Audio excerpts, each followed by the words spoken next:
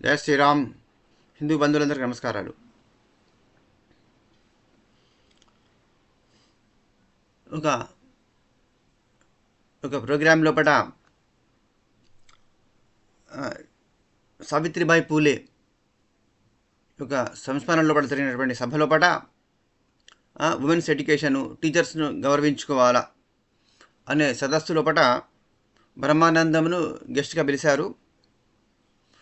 అయితే ఆ బ్రహ్మానందం కమెడియన్, ఆయన ఫిల్మ్ యాక్టరు, గ్రేట్ కమెడియన్ను, బాగా నవ్విస్తాడు జనాన్ని, మంచి అభిమానం ఉంది, పేరు ఉంది ఆయన. సో ఆయన తన సబ్జెక్టు తను కన్ఫైన్ కాకుండా, because he was called as guest, ఆయన ఏంటంటే కొన్ని పిచ్చి కారు కూతలు కూర్చుండి అనమాట. తన యొక్క మాటల లోపల తన అజ్ఞానాన్ని బయట పెట్టుకున్నాడు. మనుస్మృతి అట ఆడవాళ్ళను అణిచివేసింది, చదువుకోనియలేదు అని చెప్పిండు. కంప్లీట్గా వాళ్ళని ఇంట్లోనే ఉండాలా, వాళ్ళు బయటికి రావద్దు, వాళ్ళకు వ్యక్తిగత అభిప్రాయాలు అనేది కూడా ఉండడానికి వీల్లేదు అని మనుస్మృతిలో చెప్పిండ్రట. ఇంకా వేదాల్లో పడినట్టనట, చదువుకుంటున్నట వర్షాలే పడేయని వేదంలో ఉన్నాయట. మరి సంస్కృతం నేర్చుకున్నాడు ఆయన, వేదాలు చదివిండు ఆయనే. ఇంత పచ్చి అబద్ధాలు తెలియకుండా ఇంత కారుకూతలు కోయడం ఎందుకు? ఇప్పుడు ఇదే పిచ్చి కూతలు, ఇటువంటి పిచ్చి కామెంట్స్ వేరే మతాల వల్ల చేయగలుగుతారా వీళ్ళు? అంటే ఒక యాక్టర్ని చూసి ఒకరు చూసి ప్రకాశ్ రాజు ఇంకా ఇటువంటి వేదాలను చూసి వీళ్ళు కూడా నేర్చుకుని మేము కూడా వీళ్ళు విమర్శించేది ఉంటే, ఈ ధర్మాలను, భారత శాస్త్రాలను, భారత కల్చర్ను, సనాతన ధర్మము సంబంధించినటువంటి శాస్త్రాలను విమర్శించేది ఉంటే మేము కూడా మేధావులంగా గుర్తించబడతాము. సొసైటీలో మాకు కూడా బాగా నేమ్ వస్తుంది, ఫేమ్ వస్తుంది, మమ్మల్ని మేధావులు అనుకుంటారని మరి ఫీలింగ్ ఏర్పడేది కావచ్చు. అందుకనే అడ్డగోలు కామెంట్స్ చేసిండు. సతీ సగమనము మొత్తం బలవంతంగా అందరినీ తోసేసేదాడ, భర్త చచ్చిపోగానే ఇమీడియట్గా తోసేసేదాడ అని నేను చెప్తాడు. సతీకి సహగమనం అనే దరిద్రపు దాన్ని ఎవరు సమర్థిస్తారు? అది ఎప్పుడు స్టార్ట్ అయింది? అది పురాణాల కాలంలో కూడా సతీ సహగమనం జరిగిన సంఘటనలు కొన్ని ఉన్నాయి, ఎక్సెప్షనల్ కేసెస్ ఉన్నాయి, కొన్ని అరుదైన సంఘటనలు. అది వాలంటరీగా వాళ్ళు చేసినటువంటి సంఘటనలు ఉన్నాయి. అప్పుడు వాళ్ళను ఎవరు అడ్డుపడలేదు. అది అంతవరకు అంగీకరించవచ్చు. అది కానీ ఇప్పుడు బాబర్ గజని ఘోరీలు దండయాత్రలు చేసి ఇక్కడ భారతదేశంలోని ప్రజలను ఉచకోత కోస్తూ మహిళలను మీద గ్యాంగ్ రేపులు చేసి సెక్స్ స్లేవ్స్గా మార్చుకుంటున్న సందర్భం లోపల హిందూ రాజులు ఓడిపోయినప్పుడు వాళ్ళ పరివారం చెందినటువంటి వాళ్ళ కూతుర్లు, వాళ్ళ అక్క చెల్లెళ్ళు, వాళ్ళ భార్యలు వాళ్ళు సహగమనం చేసిండ్రు. ఎందుకు? ఆ నీచుల చేతుల లోపల రేపులకు, చిత్రహింసలకు గురి చేయి భరించలేము, దానికన్నా సుఖంగా చచ్చిపోయింది నయము అని తమ ఆత్మాభిమానాన్ని, ఆత్మగౌరవాన్ని, శీలాన్ని రక్షించుకునేందుకోసం. శీలం అంటే ఇక్కడ ఆత్మగౌరవము, స్వాభిమానము, తమ యొక్క ప్రెస్టేజ్ను, గౌరవాన్ని కాపాడుకునేందుకోసం వాళ్ళు చేసినటువంటి వాలంటరీ చర్యలు ఇవి. అంతేగాని శాస్త్రాలను పట్ల ఏ బుక్లో కూడా సతీ సహగమనం కంపల్సరీ చేయాలి అని ఎక్కడా లేదు. మహాభారతంలో మీరేం కోట్ చేస్తారు? మహాభారతంలోనే ఎగ్జాంపుల్ కోట్ చేస్తారు. మహాభారతంలో పట మాధురి సహగమనం చేసింది పాండురాజు మరణించినప్పుడు. మరి ఆయన ఇంకొక మొదటి భార్య అయినటువంటి కుంతి చేసిందా? చేయలే. ఏం చెప్పింది? ఆమె 5 కొడుకులు ఉన్నారు, 5 కొడుకులను చూసుకోవాల్సిన బాధ్యత నాకే ఉంది అని ఆమె కొడుకుల కోసం చూసుకున్నది. మాధురి మాత్రమే, అక్క నువ్వు నా కొడుకులను కూడా నువ్వే చూసుకో, నకుల సహదేవులను కూడా నువ్వే పెంచి పెద్ద చెయ్యి, నేను మాత్రము నా భర్తతో సహగమనం చేస్తాను, పాండురాజుతో నేను మాత్రం జీవించలేను, ఆయన లేకుండా నేను ఇక్కడ ఉండలేను అని, భరించలేనని ఏడ్చి ఆమె సహగమనం చేసేది. వీళ్ళు ఆపలేదు. అది ఆ కాలంలో జరిగింది. అది ఇప్పుడు రైట్ అని ఇవ్వడంటాడు. అది రైటా రాంగ్ అనే చర్చ ఇప్పుడు అవసరమా? దాన్ని రైట్ అని మేము సమర్థిస్తారమ్మా? ఇప్పుడు అది ఏమని ఇవ్వడం చెప్తాను మీకు ఎందుకురా? మరి మహాభారతం ద్వాపర యుగానికి చివరి కాలంలో జరిగినటువంటిది. మహాభారతం ద్వాపర యుగం ఎండింగ్లో కూడా మహాభారతం జరిగింది. అప్పటి విషయం ఇది. త్రేతాయుగం ఎప్పటిది? ద్వాపర కంటే చాలా ముందు, కొన్ని లక్షల సంవత్సరాల ముందు త్రేతాయుగము. మరి దశరథ మహారాజు చచ్చిపోయాడు. ఆయనకు 3 భార్యలు, కౌసల్య, సుమిత్ర, కైకేయి. మరి సాగమనం చేసినారా వాళ్ళు? వాళ్ళు అట్లే ఉన్నారు కదా. రాముడు 14 ఏళ్ళు అరణ్యవాసం పోయి వచ్చి వాళ్ళ రాముడు వాళ్ళ రాజు అయిన తర్వాత ఇంతవరకు కూడా వాళ్ళు అట్లే ఉన్నారు కదా వాళ్ళు.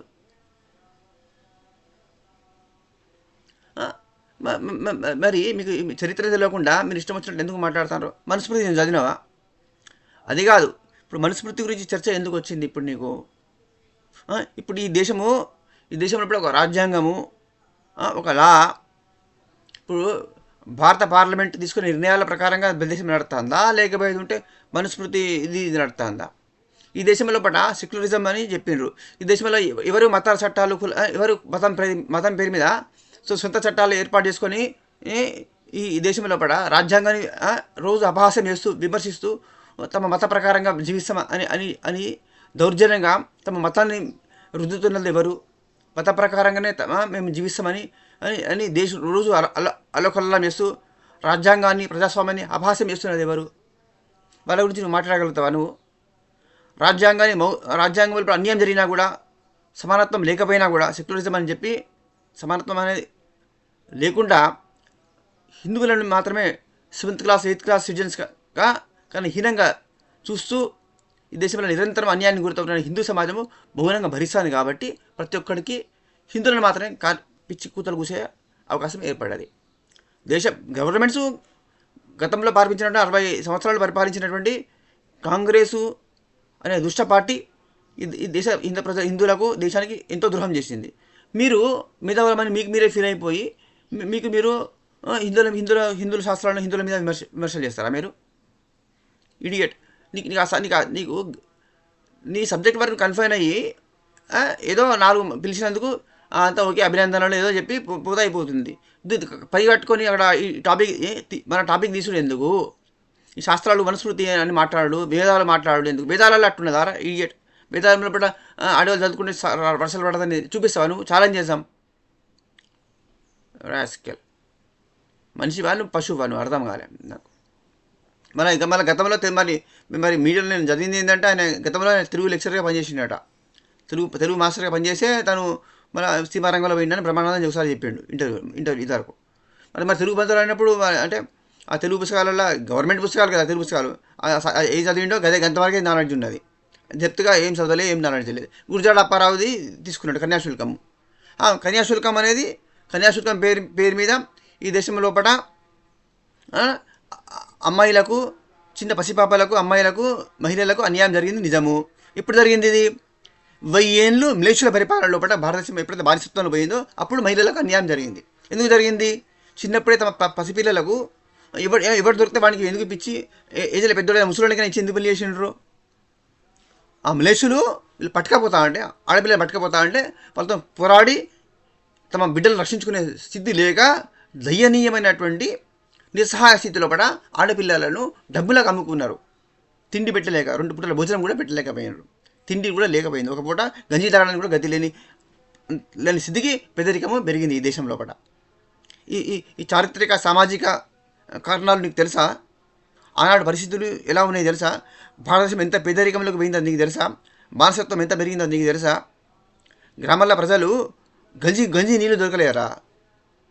అటువంటి పరిస్థితుల్లో కూడా ఆడపిల్లలను అమ్ముకున్నారు. ఆడపిల్లలకు అన్యాయం జరిగింది, జరగలేదని ఇవ్వడం చెప్తాడు.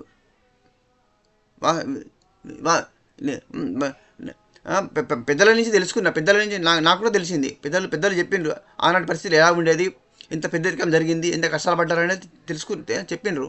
చెప్తారు ఇప్పటి పిల్లలకు. పెద్దవాళ్ళు తాతలు ఉంటారు కదా అందరికీ, ఆనాడు వాళ్ళ పరిస్థితులు ఏంటనేది తెలుసుకున్నాం మనం. ఎంతోమందికి తెలుసు విషయాలు. ఆ పరిస్థితుల నుంచి గుణపాఠాలు నేర్చుకొని, ఆ పరిస్థితుల నుంచి మనం మార్చుకొని, తప్పులను సరిదిద్దుకొని, జరిగినటువంటి అన్యాయాలు సరిదిద్దుకొని, తప్పులను సరిదిద్దుకొని ముందుకు వెళ్ళడమే కదా ప్రగతి అంటే, అభివృద్ధి అంటే. అదేంటిది? ముందుకు పోవడమే కదా. గతం నుంచి పాఠాలు నేర్చుకొని ముందుకు వెళ్ళడము, దీన్ని సమాజ పురోగతి అంటారు. ఆ దిశలో మనం కృషి చేయాలి. ఆ దిశలో కృషి చేస్తాము, ముందుకు పోతూనే ఉంది. భారతదేశం ముందుకు పోతూనే ఉన్నది. 1000 ఏళ్ళు బానిసత్వాన్ని అనుభవించినాక కూడా ఎన్నిసార్లు దెబ్బతిన్నా, మళ్ళీ కింద తొక్కినా పడేసినా మళ్ళీ కష్టపడుతూ లేస్తూ మళ్ళీ ముందుకు సాగుతూనే ఉన్నది కదా. ఈడియట్స్. ఈ దేశ ప్రగతికి మీరు ఏ విధంగానూ ఉపయోగపడరు. కానీ దేశంకు వ్యతిరేకంగా ఈ భారతదేశ సంస్కృతిని, భారతదేశాన్ని, భారతీయ ధర్మాన్ని, హిందువులను తిట్టడం, ఎగతాళి చేయడమే దేశ సేవన. దానివల్ల ఏమైనా ఉపయోగం ఉన్నదా చెప్పండి? ఏమైనా ఉపయోగం ఉన్నదా? ఇప్పుడు నువ్వు పిచ్చి కుత్తలు కూసావు, దీనివల్ల ఎవరికి ప్రయోజనము? ఇంత ర్యాండమ్ టాక్ ఎందుకు? సో ఇవి గురజాడ అప్పారావు గారి కన్యాశుల్కము ఒకటి కోట్ చేసిండు, ఇంకోటి పుత్తడి బొమ్మ పూర్ణమ్మ అనే కవిత రాసిండు గురజాడ అప్పారావు. పుత్తడి బొమ్మ పూర్ణమ్మ కూడా అది కూడా ఒక ఎగ్జాంపుల్ కోట్ చేసిండు. నిజంగానే ఒక పసిపాపను, చిన్న అమ్మాయిని, 10 ఏళ్ళు కూడా లేని అమ్మాయిని 60 ఏళ్ళ ముసలోడికి ఇచ్చి పెళ్లి చేసిండు డబ్బు తీసుకొని, ఆ పిల్ల తండ్రి. అటువంటి దుస్థితి ఎందుకు వచ్చింది సార్? అయితే ఆ అమ్మాయిని అమ్మినటువంటి తండ్రి మంచివాడు అని ఈనాడు సమాజంలో ఎవడని అంటాడా? వాడు అన్నాడు మనిషే కాదు వాడు. అట్లా ఒకవేళ నీకు తిండి పెట్టలేకపోతే అక్కడితో చచ్చిపోయినా పర్వాలేదు, కానీ ఒక చిన్న పాపను, అమ్మాయిని ముసలోనికి ఇచ్చి పెళ్లి చేసిందంటే వాడు తండ్రి దుర్మార్గుడు, వాడు తండ్రిగా పనికిరాడు, వాడు మనిషే కాదు. దాన్ని రైట్ అని ఎవరు అంటారు? అటువంటి పరిస్థితులు ఈనాడు ఉన్నాయా? ఆనాటి సంఘటనలను పట్టుకొని ఇప్పుడు నువ్వు ఎవరిని తిడతాను, నువ్వు ఎవరిని విమర్శిస్తాను, ఎవరిని బ్లేమ్ చేస్తాను నువ్వు? ఇప్పుడు నీకు దమ్ముంటే ఓల్డ్ సిటీలో జరిగే అక్రమాల గురించి మాట్లాడరా నువ్వు? అమ్మాయిలను సౌదీ అరేబియా, దుబాయ్ నుంచి వస్తారు, హైదరాబాద్లో ఎయిర్పోర్ట్లో, శంషాబాద్లో దిగుతారు, 5 స్టార్ హోటళ్ళలో, వైస్రాల్లో స్టే చేస్తారు, 2 రోజులు 3 రోజులలో పసిపాపాలను పెళ్లి చేసుకొని పోతారు వాళ్ళు. దుబాయ్కి, జోర్డాన్, యమన్కి తీసుకుపోతారు, తీసుకుపోయి సెక్స్ మార్చుకుంటారు. నీకు దమ్ముంటే వాళ్ళ గురించి మాట్లాడు నువ్వు. ఇప్పుడు మన అంతే కాదు, ఈ కమ్మిగాలు ఎర్రజెండా ప్రొఫెసర్ కుక్కాలు ఎన్నడైనా మాట్లాడినాయారా నికా హలాల గురించి? నికా మూతా అంటే నీకు తెలుసా? నికా హలాల గురించి నీకు తెలుసా? ట్రిపుల్ తలాక్ గురించి తెలుసా? ఇడియట్. బిగ్గెస్ట్ విక్టిమ్స్ ఎవరంటే తెలుసారా? ఆ శాంతి మతానికి సంబంధించినటువంటి మహిళలే బిగ్గెస్ట్ విక్టిమ్స్ ఈ ప్రపంచంలో కూడా. ఏమాత్రం మానవ హక్కులు ఏమాత్రం లేకుండా స్లీవ్స్ లాగా బతుకుతున్నటువంటి వాళ్ళు జాతి వాళ్ళది. దాని గురించి నేను మాట్లాడరు. హ్యూమన్ రైట్స్ గురించి మాట్లాడు, సమానత్వం గురించి, హ్యూమన్ రైట్స్ గురించి మాట్లాడు. Do you have guts to criticise the veil all the time they were which is in black in color? Come on, I challenge the women. Progressive Women Student Union, Progressive Women Union ఉన్నది, PDSU ఉన్నది, SFI ఉన్నది, ఈ ఎర్ర కుక్కల professors ఉన్నారు. ఇప్పుడు PWG సంధ్య దేవి, అది బాగా మురుగుతుంది, అది దేవి సంధ్య.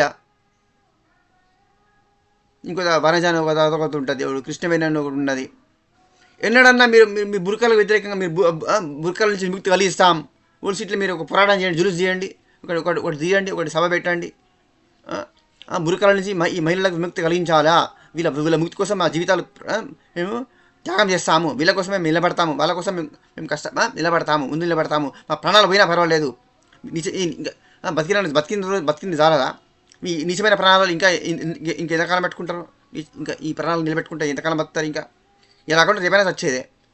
మీ నీచమైన ప్రాణాలు త్యాగం చేసి వాళ్ళని ఉద్ధరించండి, వాళ్ళకి బురకాల నుంచి విముక్తిని కలిగించండి.